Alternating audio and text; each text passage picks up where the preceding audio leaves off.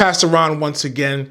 So last night in the NBA, the number one seed Milwaukee Bucks lost to the eighth seed Miami Heat. So sidebar, I'm a huge sports fan. So after it's family, it's God. It's God, family, and then sports in my life. Those are the top three. So anyone who knows me know I love sport. So I was closely following it. Also because the winner of that series plays my Knicks, Bing Bong Knicks tape gang. So I had to follow this. But that's not what I'm talking about. It's not a sports podcast. But so Giannis yesterday, and I can't pronounce his last name, so I'm not going to embarrass myself. Post-game, he had a very, very important quote that I want to share with you so you can see, so we can glean some things from. Do you view this season as a failure? Oh my God. You asked me the same question last year, Eric. Okay. Do you get a promotion every year on your job? No, right? So every year you work is a failure. Yes or no? No. Every year you work towards something, towards a goal, right? Which is to get a promotion, to be able to take care of your family, to be able, provide the house for them or take care of your parents. You work towards a goal. It's not a failure. It's steps to success. Michael Jordan played 15 years, won 6 championships. The other 9 years was a failure? That's what you're telling me? No, I'm asking you a question. Yes or no? Okay, exactly. So why you ask me that question? It's a wrong question. There's no failure in sports. So in that particular quote, one of the things that he talks about is failure. And the reporter that speaks to him is saying that, is this a failure? And he goes on to talk about Michael Jordan, who's 15 years in the NBA, only won 6 championships. Were those nine years a failure? No. If you don't get promoted every single year, is that a failure? No. I want us to understand that what he's trying to say, that failure is part of the process. Failure is something that we have to go through. Because through failure, you learn. Through failure, you grow. I tell my church, in life, there are always L's, but the L's are not losses. The L's are lessons that we are able to learn about ourselves. We're able to learn about God. We're able to learn not what to do in this failure. So we often fail to try because we're scared to fail. But I've learned that regret is worse than rejection. I'd rather sit here and try something 1,000 times and fail than sit here and say I never tried. Then sit here and say, you know what, I woulda, coulda, shoulda. So I want to share with you that failure is part of the process. All right. So when we say process, the term that has been overused, and also as just to bring the world together once again, is something that we hear in sports. What the Philadelphia 76ers, when they say trust the process. So the word process is something that we hear a lot of. What is the process? The process is the gap between the prophecy or the word being spoken over your life or the beginning of a journey until your place of manifestation. That gap between the prophecy, the word being spoken, or initiating a journey to you actually achieving your goal is called the process. In the Bible, the process is also called the wilderness, because the people of Israel, they in Exodus, they left the land of Egypt, but God said, when you leave Egypt, I'm going to bring you to a place called Canaan, which is the promised land. So the period of time spent in the wilderness, which is between Egypt and Canaan, is considered a process. And the process is significant because the process is what's preparing you to walk into your promised land. A lot of us have been in the process for too long because we failed to be able to prepare ourselves for what God has for us.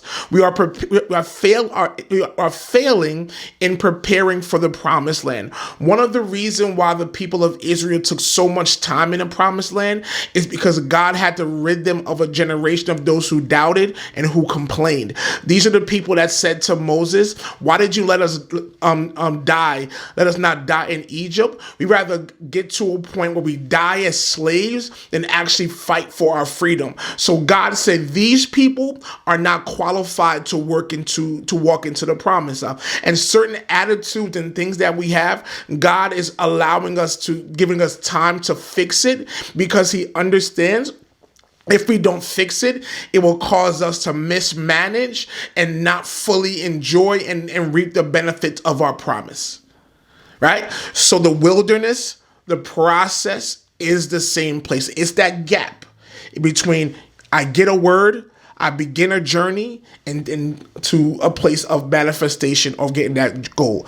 It's freshman year when you start school, and in the process is sophomore, junior, senior, 5th year, 6th year, senior, or whatever amount of time it takes for you to actually achieve that particular goal. That is considered the process.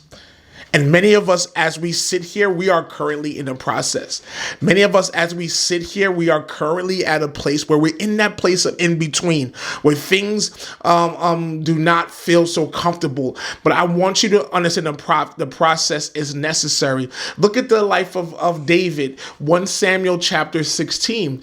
The prophet Samuel comes to his dad's house, Jesse, and anoints him as king. But here's the issue. After he's anointed as king, he stays at his pop's house.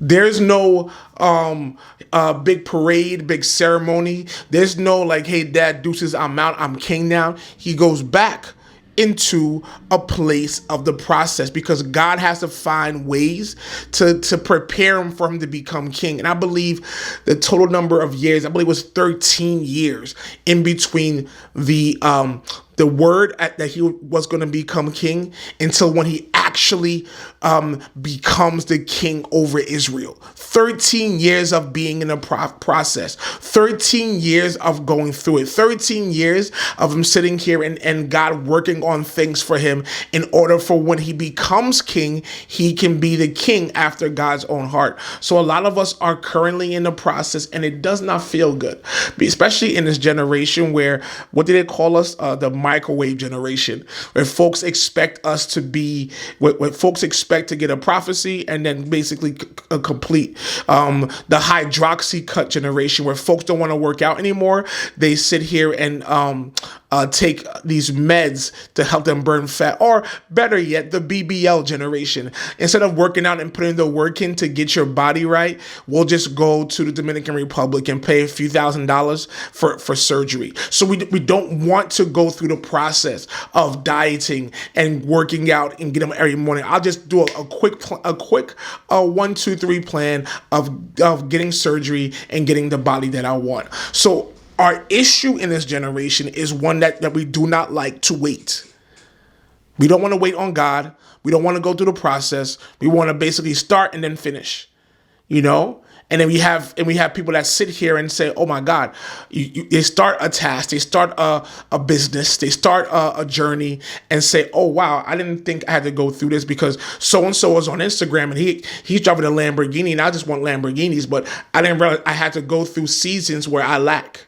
I had to go through seasons without, and then what pisses me off is the fact that people want to sit there and complain to me or to you when you actually go through your process. You suffer sometimes in silence in order for us to, and then when God blesses you, when you get to your place of manifestation, folks want to complain.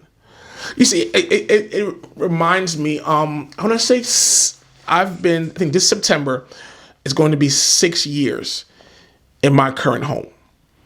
6 or 7, I don't know, one of the two, 6 years I think it is, in my current home. And I caught wind of people being upset and complaining as to why, why did they get a house? Why? It's no big deal. They have a home. And granted, this is a starter home and our desire is to eventually get something bigger. And we've kind of, with 3 kids, outgrown our home. So it's a modest home that we love, that belongs to us, no longer renting. And we're happy with our home. We're happy with our school system. We're happy with our neighborhood. So why would somebody be upset because Pastor Ron and his wife were able to purchase a home?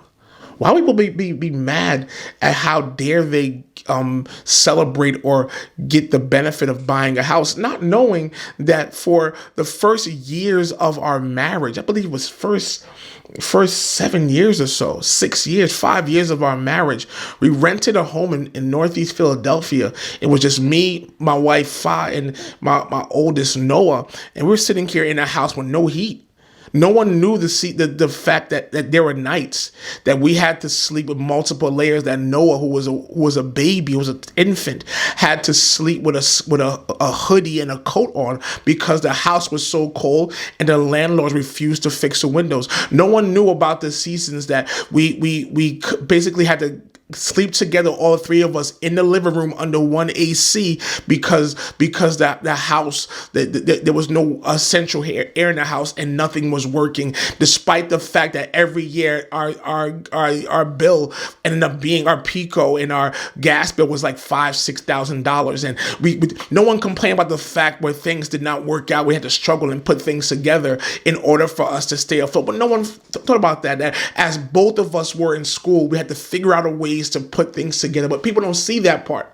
That as we got to the process and we learned how to make with little, that God allow us to be at a place where we're content with what we have. Is this the dream house? Is this the biggest house on the block? No. Is this a starter house? Yes. Are we content with it? Are we happy with it? Yes. Are we managing it and doing what we're supposed to do to keep our house and keep our house together? Yes. The skills that we acquired to keep it together and do what we have to do were acquired in the process. But no one wanted to help us out in the process. Granted, no one knew about it. But how dare you complain? How do they get a house and I don't? We went through the process. How dare you complain when someone gets a degree, someone gets a level of education, and you don't? While you were in the club on Saturday nights, they were out there sitting here studying, preparing for their exams. While you were out there balling without a budget, they were eating ramen noodles because they had to pay for school out of pocket. But how do you have the audacity to complain and talk about someone's season of elevation, of manifestation, when you weren't there when they were going through it? You weren't there in the process. You weren't there in the struggle. And God sent it to them to build character. I went through it.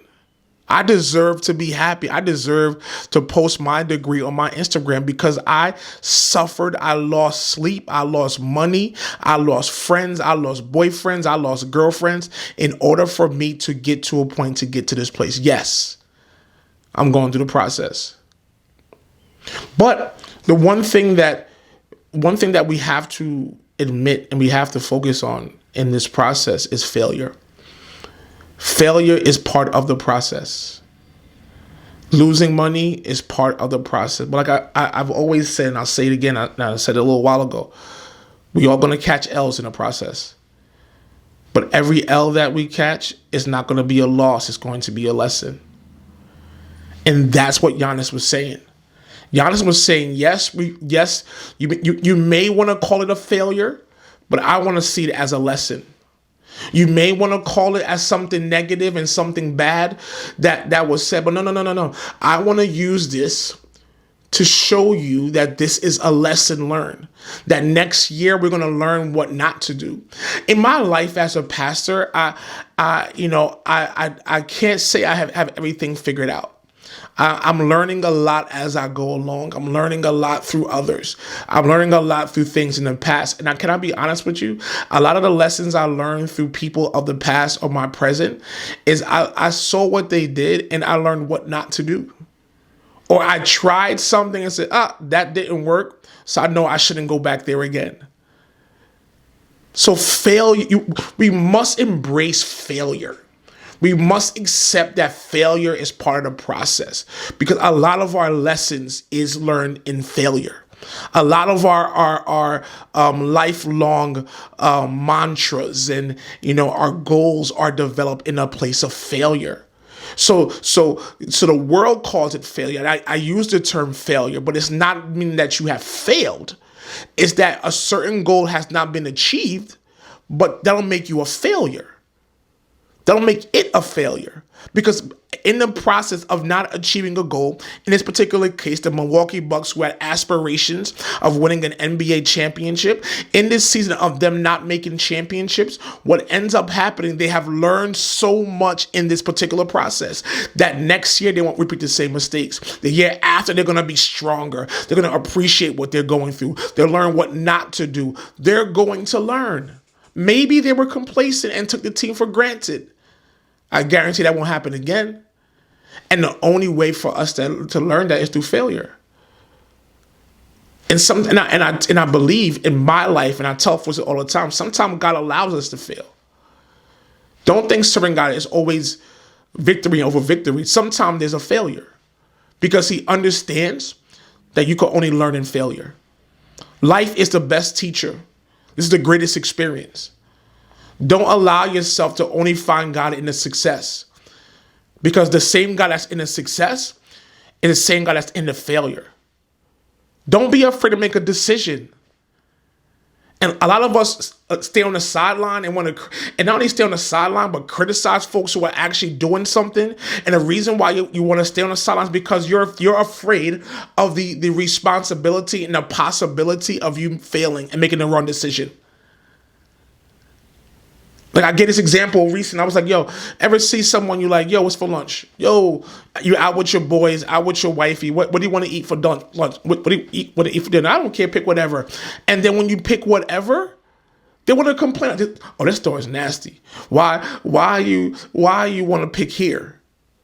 When I asked you to make a decision, you didn't want to make a decision. So so technically you chose not to. You wanted to stay on the sideline. You can't complain. I made a decision.